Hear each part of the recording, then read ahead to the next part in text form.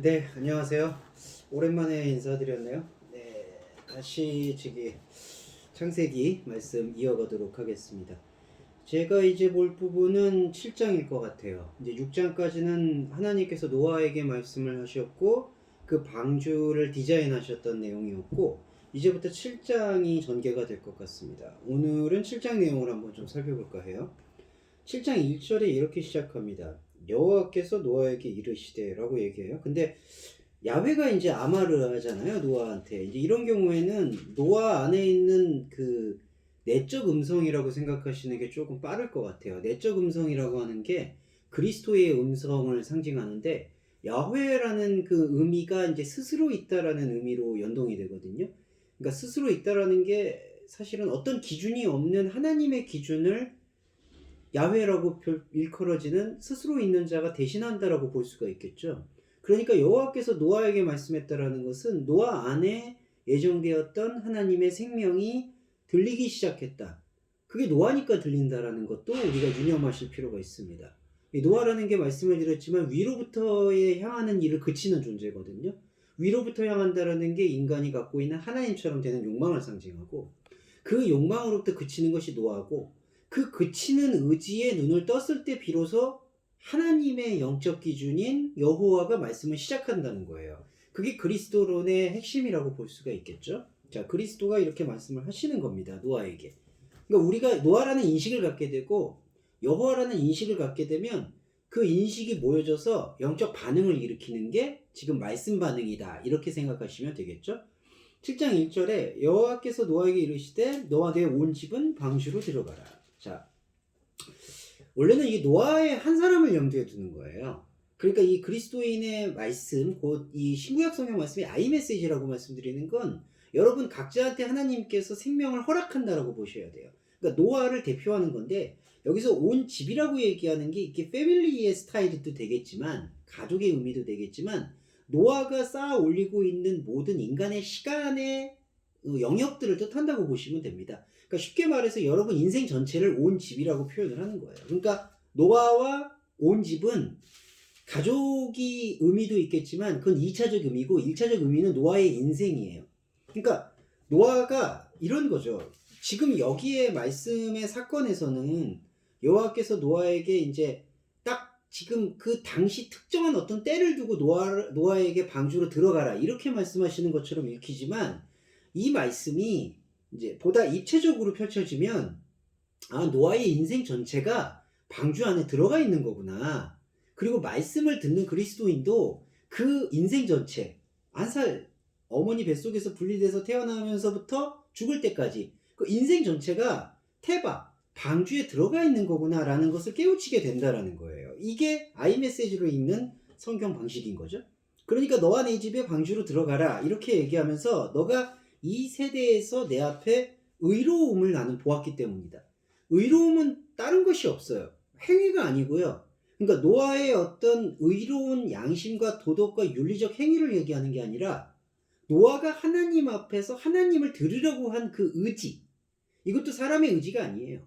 말씀으로 인해서 발화된 그 생명력, 그 말씀에 대한 반응, 그게 의로움이에요. 왜냐하면 그 말씀을 듣는 그 예배자의 순간에는 하나님이 임재하시거든요.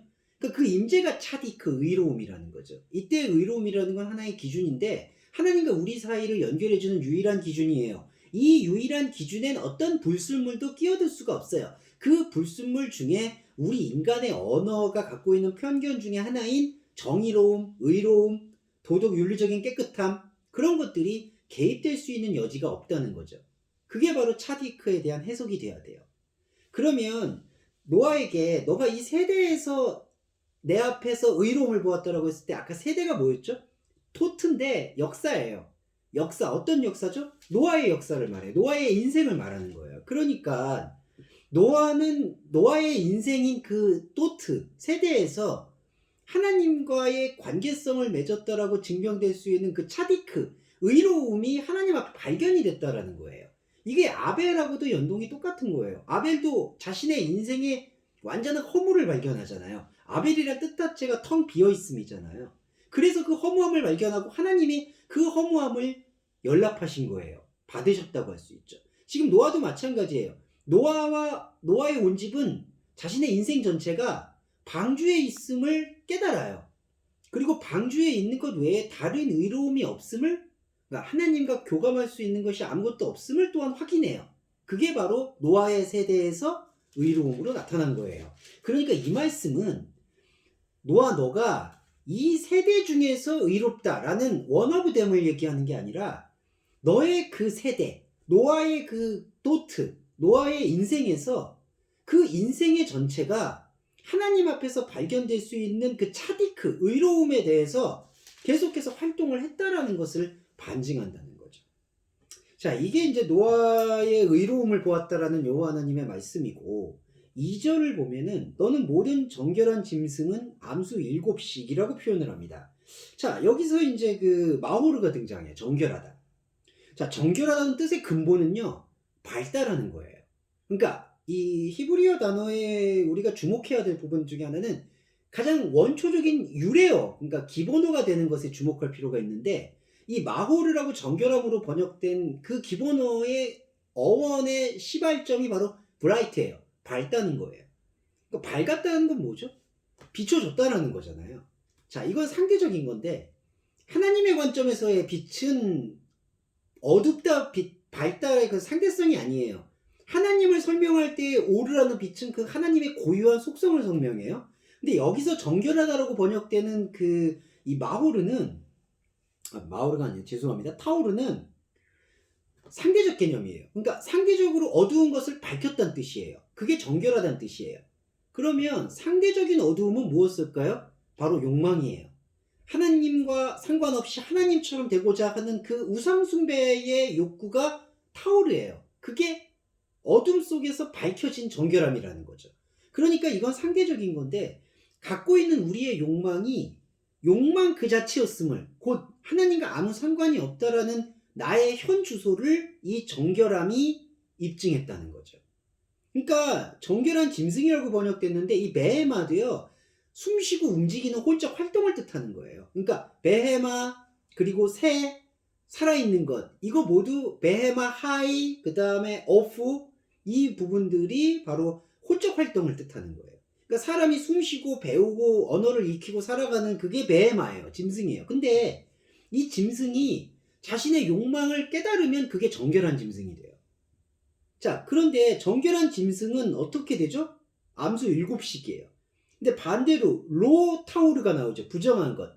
이 부정한 건 2씩이에요. 자, 이 의미는 어떻게 해석을 할 수 있냐면, 정결하다라는 것은 하나님의 숫자의 개념에 준하는 거예요. 무슨 뜻이냐? 우리가 가지고 있는 인생 전체를 열고 보니까 하나님 앞에서 모든 것이 어둠이었구나. 그거를 상대적으로 깨닫는 게 정결하다는 거예요. 밝다. 그러니까 밝은 짐승이다라는 것은, 정결한 짐승이다라는 것은 우리 안에 있는 혼적인 활동의 모든 것이 하나님 앞에서 의미가 없었다. 하나님 앞에서 어둠이었다. 그 사실을 철저하게 깨달아주는 게 암수 7으로 대표가 된다는 거죠. 7이라는 숫자가 하나님의 안식의 숫자니까. 자, 그렇게 하나님의 안식의 숫자를 통해서 나의 인생에서 나의 모든 혼적인 베헤마 활동은 의미가 아니다. 하나님과는 상관이 있는 것이 아니다. 차디크, 의로움이 아니다라는 것을 깨우치게 되는 게 이 타오르, 정결함의 본질이라는 거죠. 자, 그러면 그 정결함의 본질을 품고 그리스도인이 또 살아가잖아요. 살아가게 되는 상태가 한글 번역으로 부정하다라는 거예요. 로 타호르. 자, 정결하다라는 게 깨달아지면 내가 갖고 있는 인생의 무의미를 깨닫잖아요. 그런데 여러분, 이제 중요해지는 건, 자, 그리스도인은 이 무의미의 삶의, 무의미의 베헤마적인 혼적 삶을 살아가야 돼요. 어떻게 살아가죠? 그걸 의미 있게 만드나요? 아니에요. 무의미한 것을 그냥 무의미하게 받아들일 수 있게 되는 거예요. 자, 정결함을 통해서 하나님의 유일한 빛만, 우리는 그 라이트만 깨달았어요. 자, 그 빛이 우리 안에 투사가 되었을 때 우리의 베헤마는 하나님 앞에 어떤 차디크도 없음을 알게 돼요. 어떠한 의로움도 없음을 알게 돼요. 어떠한 의로움도 없음을 알게 된 상태에서 암수라고 표현되어진 이 자칼레케바, 이 이스 이샤가 함께 동역할 수 있게 되는 그 생명의 원리가 바로 암수 2씩이라는 거예요. 자, 둘이라는 개념은 뭐냐? 샤네인데 이게 두 명, 그러니까 암놈 두 명, 순놈 두 명, 이렇게 두 명, 짝짓기로 표현되는 거는 동작에 대한 표현이고, 히브리어가 갖고 있는 게 두 가지 의미가 있잖아요. 동작에 대한 의미가 있고 상태에 대한 의미가 있잖아요. 우리는 말씀을 두 차원을 종합적으로 봐야 되는데, 동작의 의미는 지금 어떤 스토리텔링으로서 하나님이 노아에게 이렇게 그림에서 보여주듯이 짐승들 7씩 그리고 부정한 거 2씩 이렇게 데리고 와. 이게 동작에 대한 개념이고, 상태에 대한 개념은 뭐냐 하면은 이렇게 둘씩이라고 언명된 게 이게 쇠님, 갱신한다는 의미가 된다는 거예요. 그러니까 내 안에서 말씀을 듣고 말씀을 내고 생각을 하고 생각을 표현하고 그런 어떤 상호작용을 이슈아, 암수로 표현한 거고, 그 생각의 상호작용이 끊임없이 갱신된다라는 게 바로 암수 둘씩 부정하다라는 뜻이에요. 자, 부정하다라는 뜻이 그런 의미 속으로 연합이 되면 우리는 어떤 깨우침을 얻냐 하면은 이거는 정한 거야, 이거는 부정하다라는 이런 수평적 깨달음을 얻는 게 아니라요. 정함을 발견하게 된, 내 안에 빛을 발견하게 된 저와 여러분은 우리 안에 말씀으로 인해 투사된 나의 모든 혼적인 활동이 의미가 없음에도 불구하고 새롭게 갱신되어서 나갈 수가 있다라는 것을 깨우친다는 거죠. 그러니까 의미 없는 걸 의미 없는 걸로 그대로 받아들여서 이 의미 없어도 하나님 앞에서 나는 의로움의 영적인 도정, 영적인 길을 걸을 수밖에 없다. 그러니까 그 영적 필요성을 발견해낸다는 거예요. 방주 안에서 그 일이 일어나는 거예요. 자, 3절이 그걸 뒷받침해 주는데, 공중의 새도 암수 7씩을 취하여 그 씨를 온 지면에 유전케 해라. 유전이라고 번역됐는데 그 번역은 적절한 번역이라고 생각되지는 않아요. 유전이라는 건 계속 내려가라는 뜻인데 이거는 그냥 하야, 살아있게 해라. 그 씨가 살아있게 해라. 자, 공중의 새는 여러분 부정하다는 얘기를 안 해요. 그럼 여기서 공중의 새라는 게 특정한 어떤 새의 조류를 뜻하는 거냐? 그게 아니에요. 하늘을 오갈 수 있는 숨 쉬는 어떤 숨구멍을 뜻하는 거예요. 이 경우에 공중의 새는. 왜 그러냐면요. 자, 7장 2절에 정결한 베헤마를 얘기할 때 베헤마 안에 오프가 있어요. 조류가, 새가. 근데 여기서는 이 베헤마라는 짐승과 따로 분리를 해서 3절에 하샤마임 오프를 얘기한 거예요. 공중의 새. 그러면 베헤마와는 또 다른 언급을 했잖아요. 3절에. 베헤마라는 짐승 안에도 새가 포함됐는데 그 포함된 새 말고 또 다른 특정한 새를 하나 더 언급했다라는 의미는 이게 영적 의미라는 거죠. 3절에 공중의 새가. 그래서 공중의 새는 암수 7만 얘기하잖아요. 그건 뭘까요? 이게 하나님의 숨구멍인 거예요. 그러니까 생명의 숨을 쉬면서 나아가는 존재를 얘기하는 거예요. 그 존재의 씨가 우리 안에 계속해서 살아있게 만들라는 뜻이에요. 이때 지면은 하나님을 잃어버린 땅을 얘기하는 게 아니라 하나님과 함께 할 수밖에 없는 그 창세기 1장 1절의 땅을 얘기하는 거예요. 하늘을 만나는 땅. 그 만나는 땅에서 씨를 갖게 한다라는 그 의미가 2절과 함께 함축돼서 표현이 된 거예요. 정리해볼까요?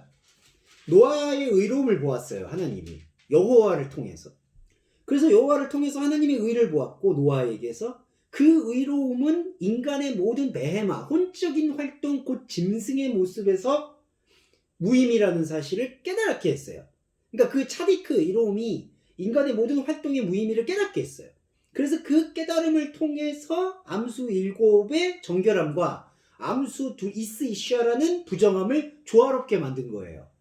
자, 밝아지는 깨달음을 통해서, 정결함을 통해서 우리는 이 무의미하지만 그 무의미한 것과는 상관없는 하나님의 의로운 정결체로서 살아갈 수 있는 새로운 길을 회복하는 게 바로 이스이샤의 샤네, 암수 둘씩의 원리 안에 속한다는 거죠.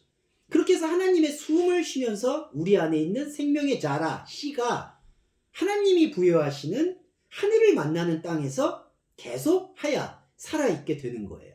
이게 방주 안에 들어가고자 하는 여호와 하나님의 말씀 원리입니다. 자, 좀 더 이어서 나가볼게요.